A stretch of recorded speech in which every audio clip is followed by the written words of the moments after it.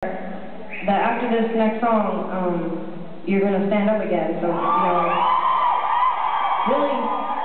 really sink into that chair in this next song. Really feel it. Finish your popcorn.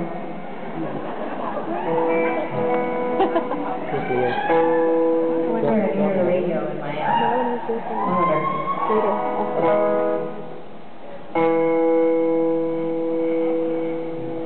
Maybe it's not a radio. I was hoping it was playing something by Alicia Keys. Yeah.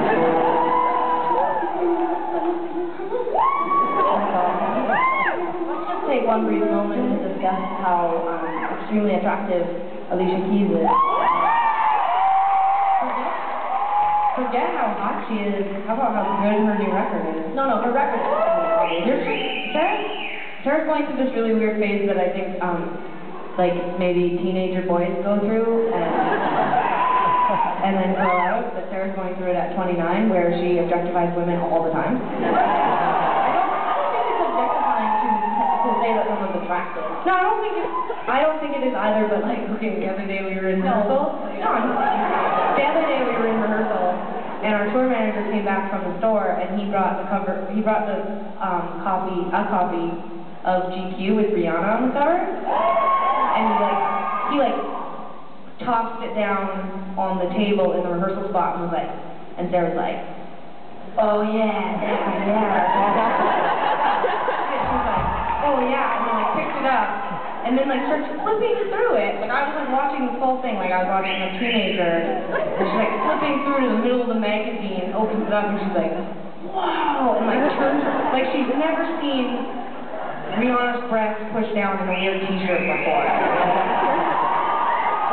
So then she's like, I need to take this because I'm going to put this up in my bunk on the bus.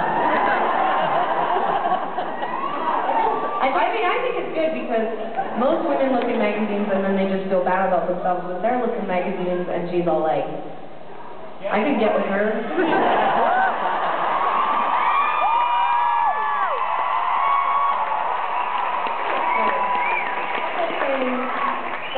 Equivalent of saying, maybe if I try hard enough, I can find a unicorn on Craigslist and sell it.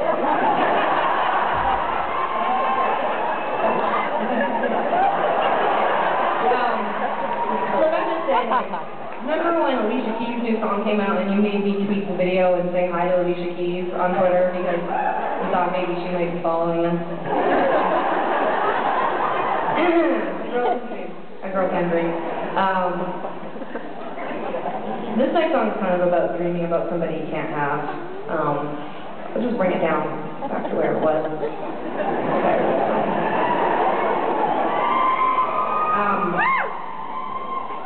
Sometimes I meet people, it doesn't happen as much as anymore, but back in the day when we first started playing music, we would play the show and then we would go out and sell merchandise and we'd start, one of us would settle with the promoter and the other one would deal with merchandise.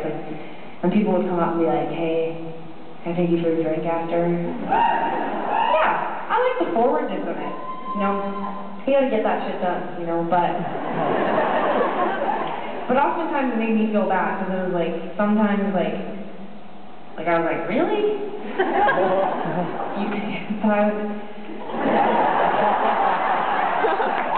I don't mean that.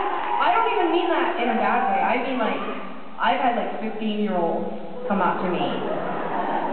I had a 15-year-old that got my phone number and was texting me pictures of herself, and I was like, oh my god, I'm gonna go to prison. And I partially meant, but this is the thing, I was like, at any second, the CIA is gonna bust in my door. And I was so panicky, and I wrote 92 texts back to her, a letter. I was all like, dear, I can't remember her name was, Alicia. I was like, I don't know how you got my text, or my phone number. Please stop texting me these inappropriate pictures because I'm afraid to go to prison. And I look tall from stage, but I'm actually barely 5'2", and I don't think I'll do well in prison. And I also know from reading and watching a lot of television that people who molest children don't get treated very well in prison. So I would appreciate it if you would please not put me in a position where I would lose everything I've worked so hard for in the last decade and by sending me these photos and me getting caught and then my name being splayed across the internet and my mom being so disappointed and all my friends wondering who I was. I would appreciate that very much. Did you not text all? Yes, I did. I'm not even done yet.